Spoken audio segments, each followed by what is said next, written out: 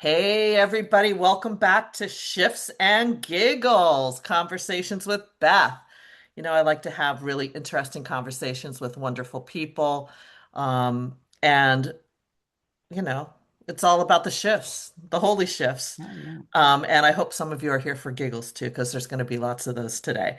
So let me ask you, when was the last time you actually let yourself relax into your life instead of constantly trying to management? Ponder that for a moment, because today's guest is basically here to hand you a hammock and say, climb in, we're doing this differently.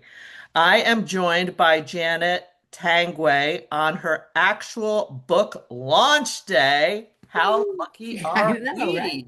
we? Woohoo! Yay. And Janet is a total visionary. She's helped thousands of entrepreneurs launch dream businesses, guided hundreds of entrepreneurs into lives they truly love, and built everything from marketing companies to art platforms to a record label. She's a real slacker.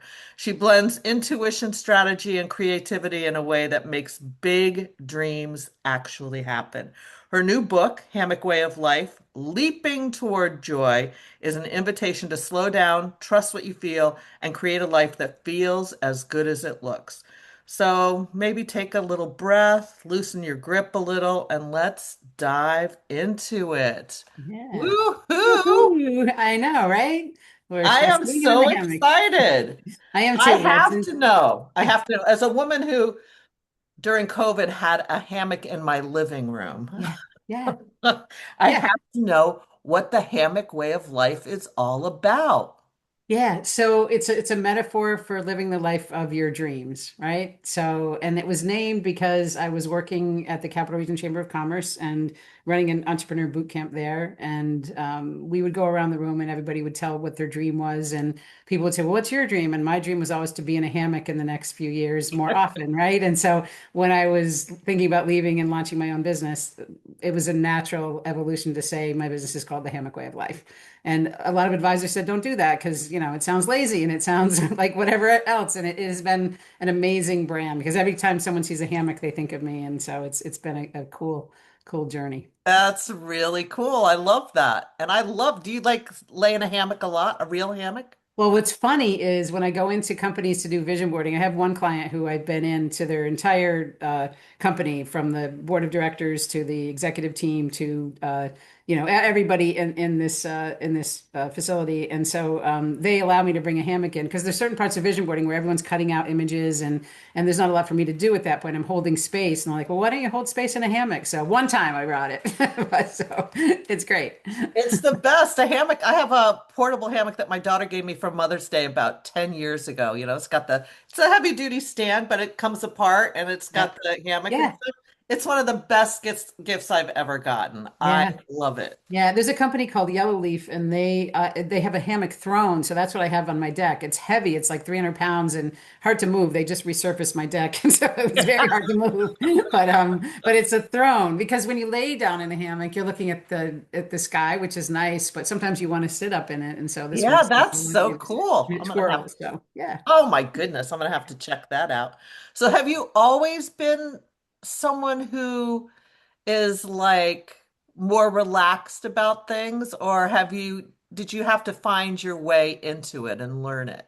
It's a great question. I've learned to trust more. So it's more of trusting than relaxing. So and in any business that it's a roller coaster ride sometimes. And I think in the That's for first, sure. yeah. So for the first few years of my business, I work for a lot of universities and people who are on the schedule of school children and college age kids and all that. And so everything ends up in the summertime, going away. And so the first 2 years I was like, oh my goodness, my business is going to fail. I don't have any business coming in.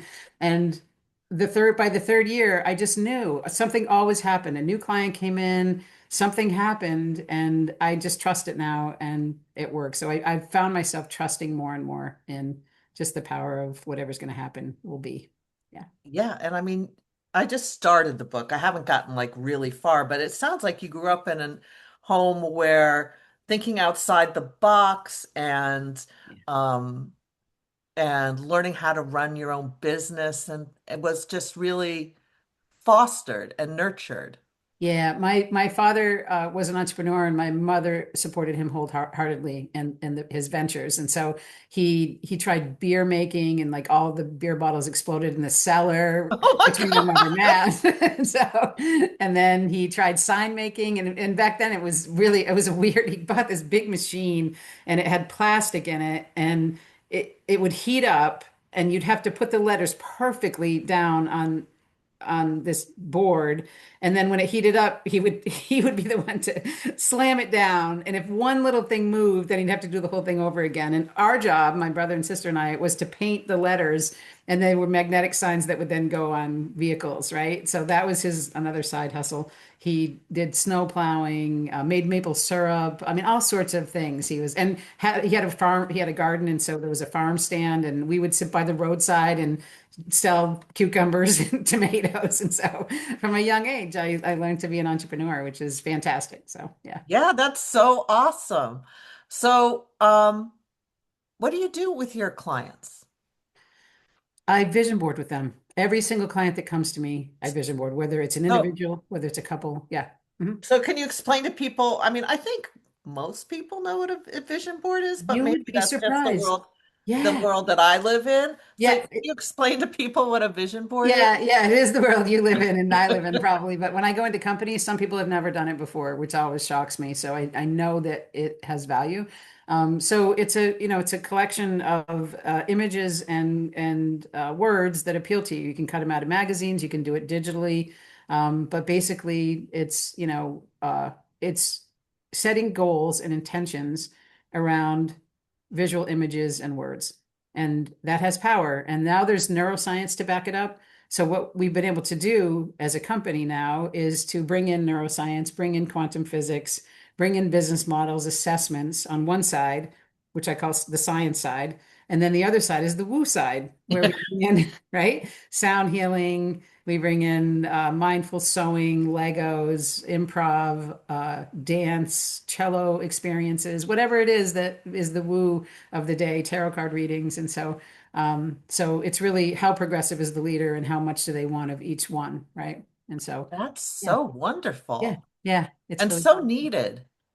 Absolutely needed. And I tell people now I'm guided by goosebumps, because at every session there's someone that gets up and talks about their vision board, and I'm left thinking, wow, this is really great work here, and it happens that it moves somebody who's never experienced it, or they have an epiphany of some sort. And so sometimes it comes from the back of the magazine. So they'll cut out pictures of something, and then you flip it over, and that messaging comes on the back. One guy Oh, I love Yeah, that. one guy said he cut out, I don't remember what the picture was on the front, but on the back of it said between a rock and a sacred place. And something had happened. He didn't really share that piece of it, but he was so moved by that wording that he didn't intentionally cut out, And That so, is really yeah, cool. yeah, it's awesome. Yeah, yeah, yeah. Yeah, That's and why I do vision the work. boards are just so much fun. Like, I don't Mhm. know, they're just magical. Yeah. And this is a big announcement. I haven't even announced this to the rest of the world yet. You ready for it, I'm Beth? You're going to ready. be the first one on a podcast to hear about it. So, we're starting something called Energize Your Vision. For people that know what vision boarding is and may have one on their wall or somewhere else. And so every week on Wednesdays at noon, people can come in with their vision boards. We're going to pick four people each time. And so we have 100 certified vision board coaches from around the world now. And so it's going to be part of our training. And it's also other vision board coaches that are with us can join us. And we're going to empower those visions with connections, ideas, feedback, thoughts, and hopefully create a network of energizing manifestors. I love that. Yeah. How And exciting is that? yeah, really exciting. Yeah. Yeah, that's amazing. So, how did you, like, were you leading vision board workshops and then decided that you were going to be the teacher of other practitioners to do that? How did that all evolve? Yeah, so what happened was during the pandemic, I think people were trying to figure out how they could manifest things differently. But I have a feeling, I just feel like the pandemic happened a little bit because people were saying, I want to work from home more often. I want to be around my kids more often, Yeah, they right? All those manifested things. that. And look what happened. They manifested a lot of time with their kids and a lot of time at home, right? So anyway, coming out of the pandemic, some people that I worked with, entrepreneurs, went back to work. And then they started inviting me into their companies, and some of them work for really big companies. And so they invited me into these big companies to do vision boarding for a team, and it snowballed from there. Other people heard about it. And so I couldn't keep up with the work anymore by myself. So I invited a few people that I work with as other coaches to join me. And then we looked for a certification and there wasn't one. I'm an innovator, so I created one. And so I find out what do I need to do to create this? And so our program is becoming accredited through an organization in the UK, which will then roll out to HR departments. And so we certified a company called Integra HR and all their trainers. So we're training trainers now and licensing things later. The first group will be grandfathered in, and the next group it'll probably be licensed. And so, and then it's expanded internationally. And so we really want to, and this is all happening organically, Beth, right? Which I So love. I love yeah, when things yeah, happen organically. It's yeah. like you're laying in the hammock and you're like, yeah, I don't have to push so hard. No, so businesses were calling, and our biggest one, we did one for 80 engineers. Integra HR did one for them, and then recently did one with a joint, both Integra and Hammock Way of Life did it with a legal services program in Poughkeepsie, and it was well received, and we learned what we could do as a team. We brought 7 vision board coaches with us. And so I want to have enough vision board coaches nationwide and also internationally to be able to then roll it out to companies, which is our next iteration that we're going to do a campaign to roll it out to companies. So Wow. yeah, yeah. So That's super powerful. yeah. So do you do I mean, I'm assuming you do a lot of the vision board workshops for these companies in person. Yes, yes, and no. I've done virtual as well. I did one in London with a group of sort of high net worth women, so it's both. I've been invited next year. I've been invited to Malta, Bermuda, London. Yeah, so it is in person a lot. It depends on if somebody wants to pay or the workshop. It's a retreat sort of Or if you situation. want to go there. Right, if I want to go there, which most times I think I would want to go there. But yeah, but if if the client doesn't want to pay, then hopefully we have coaches in place that can step in but I would want them trained in our methodology of vision boarding. It's not Right. just six and scissors. So yeah, it Right. is sometimes, but it's more than that. It's a lot more depth. Yeah. I love that. How long is the training? It's not long. I deliberately wanted it to be short and sweet, and it's 2 webinars and then a live session with me, and then they get a beautifully curated vision board kit with all the Hammock Way of Life swag in it, Who and doesn't then want the swag, baby? right, we have M&Ms that say dream big and live your dreams and things like that on them, and yeah, the kits are nice. So yeah. Very cool. So, how do you leap towards joy? Yeah, you follow your heart. Like I can't tell you, and I was one of them. I liked my corporate jobs. I don't want to slam them at all. There were certain elements of them that I loved, right?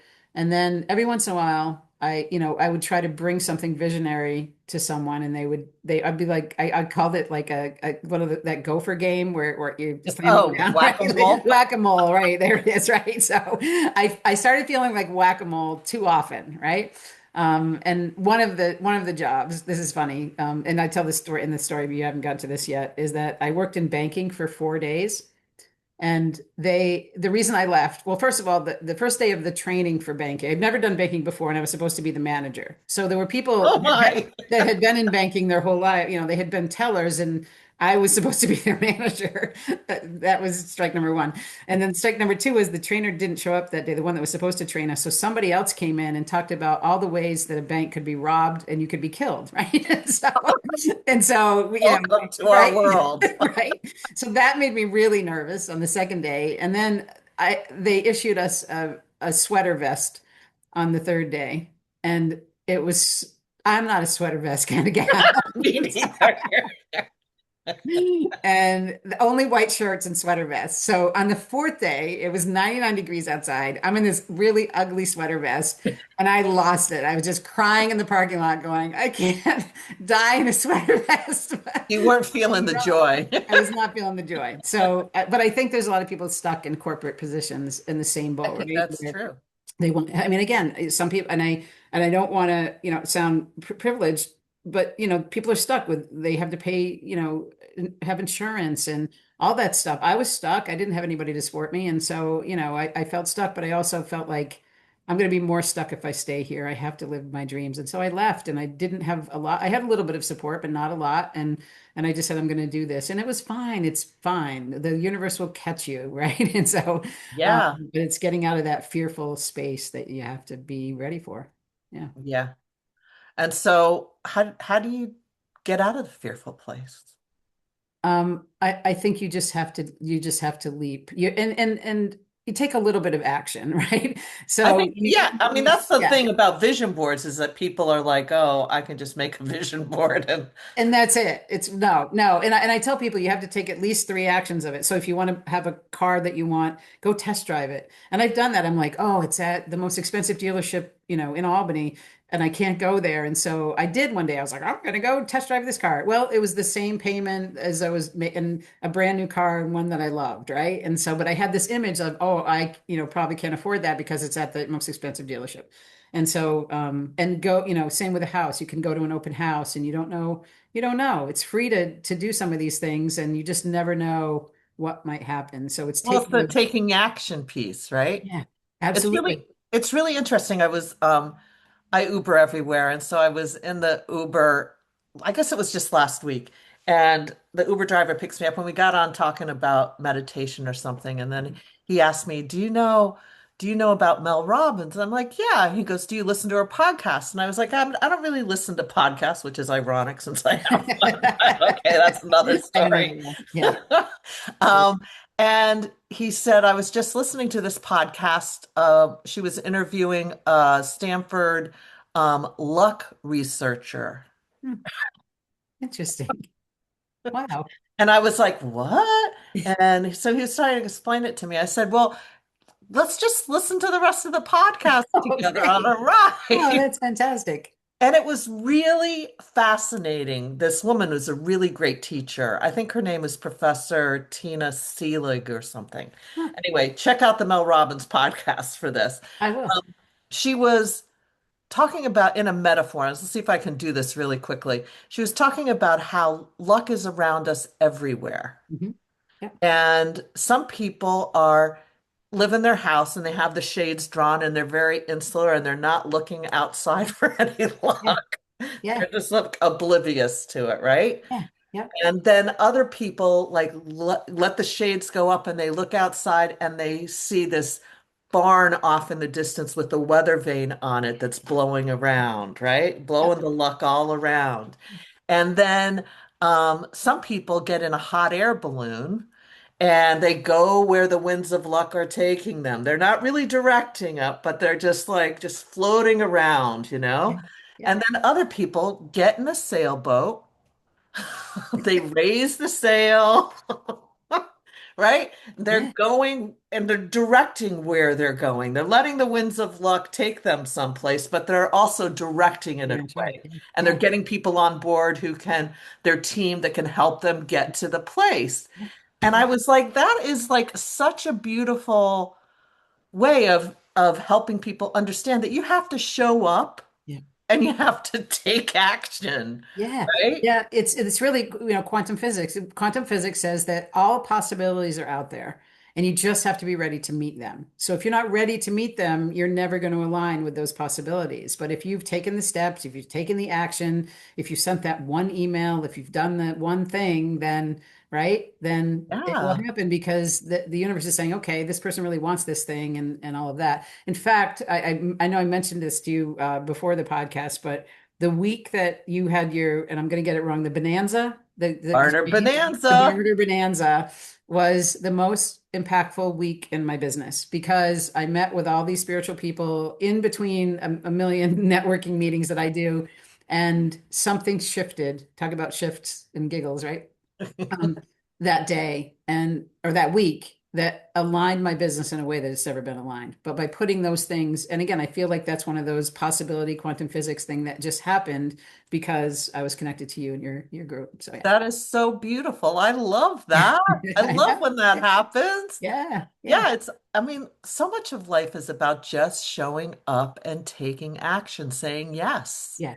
Absolutely. And you mentioned being supported as well. So I can't say enough how much I've been supported by since the beginning of my business. We didn't have a ribbon cutting, we had a ribbon growing. We Oh, held, I love that. we held the ribbon and each person passed it around and said something about what they hoped that my business would be for them too, right? Like how all of our dreams could come true and how we were all connected. And it was much more powerful than a ribbon cutting. It was a ribbon growing. And I so love a I ribbon love that. growing. Yeah. Semantics are so important, Yeah. Yeah, you absolutely. know? And all along the way now with VAs and content writers and web designers and other authors. And I've been trying to thank everybody today, financial people that have helped me and podcasters like you and groups, networking groups like yours. And so I hope I've gotten to everybody, but I know I I am sure you have. yeah, yeah, yeah. And the coolest thing I have to say, I'm going to share it later today. Like I said, you're the first to hear a lot of things today. Um, my dad passed in 2008, and he kept sending my mother rainbows, and I've always wanted a rainbow, and I've not seen one, and I just always felt like he would send me a rainbow at some point. And today he sent me a rainbow, a double rainbow over my building, and yeah, so powerful, right? So yeah, Oh, yeah, yeah, yeah. So how beautiful is yeah, that? it was really cool. Yeah, Wow. Yeah, I mean, I was like, you probably know this, but like I was talking to somebody today about the tarot card, The Magician. yeah. She pulled it at one of the networking events. And, I was saying you have all the resources you need. You're starting a new adventure. All you need to do is be clear about your intention and then say abracadabra, which in Aramaic means I create as I speak. Oh, I did not know that. That's Well, now you interesting. know, I do. abracadabra, I Yeah. create as I speak, Huh. which is so powerful, which is why what the words that we use are so Mhm. important in creating the magic in our lives, you know? Yeah. Yeah. One of the people that we reference in the training that we do is Dr. Emoto. Do you know his work? Oh, yeah. Yeah. So he does things where he puts water in two rooms and he talks poorly to one and great to the other one. And our bodies are made of water, right? So what That's happens when we have negative self-talk and talk, right, about other people? It's what's happening kind of in the world right now. So let's shift it, right? Let's let's change make that. it a holy shift, please. Right, yes. Yeah. I see you. I got you.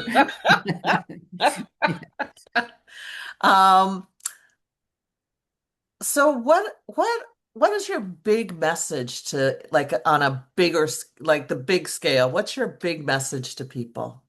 Yeah, just to that you can manifest what you would like to manifest. There are helpers along the way, and it might not always manifest the way you want it to. I will say that. Be Mm. careful what you wish for is another big message. So I ended up at the largest Buddha temple in China one year because I put a Buddha in the middle of my board, and I it meant to meditate more, and I ended up there.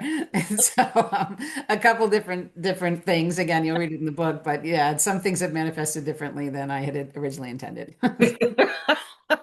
So, but And yeah. a lot of times I feel like uh it's about moving past the form that you want to see things in. Yes. Yeah, and the patterns. I think we get into patterns. We go to the same coffee shop, we do the same thing every day. And so small shifts. I talk about when I did more art. I don't do as much anymore, but I'm a mixed media artist. And so I when I was struggling or got stuck with something, I would put it way away from me. And that was a new perspective. And then I would put it up on the ceiling and down on the floor, and I'd put it right up to my face. And boy, were those perspectives different. And every single time it got me unstuck.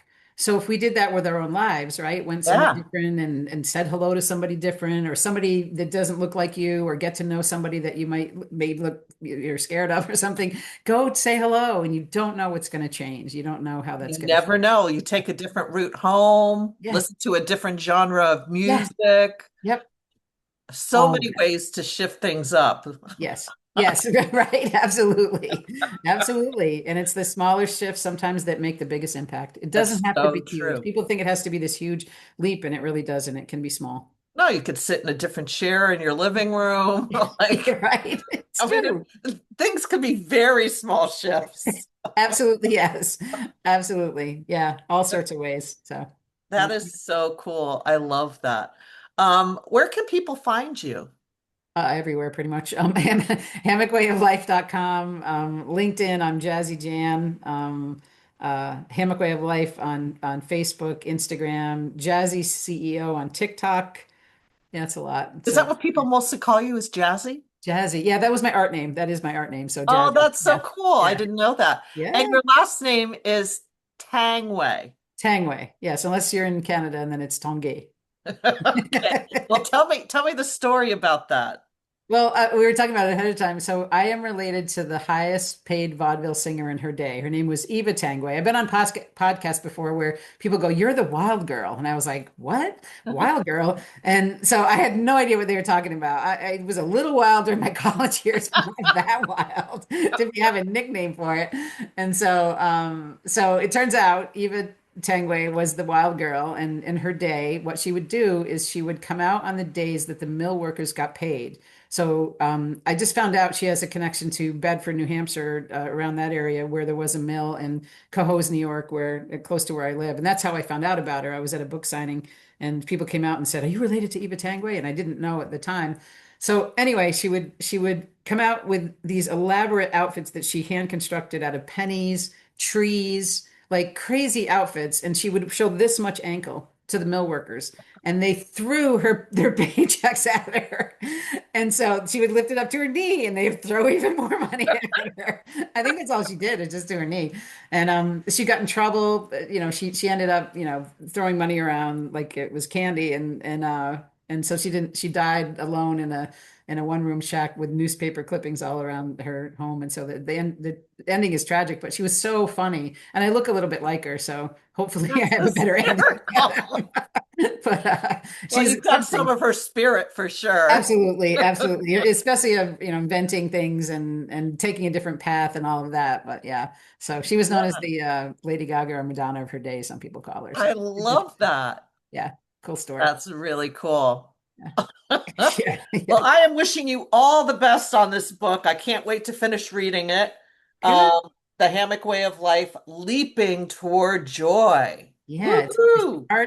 part funny stories, part business book, and part journal. And So part journal. It's yeah, like the best of everything. yeah. Thank you for having me, Beth. You're awesome as usual. I so appreciate and adore you. You too. And listeners, check out the book and stay tuned for my next guest.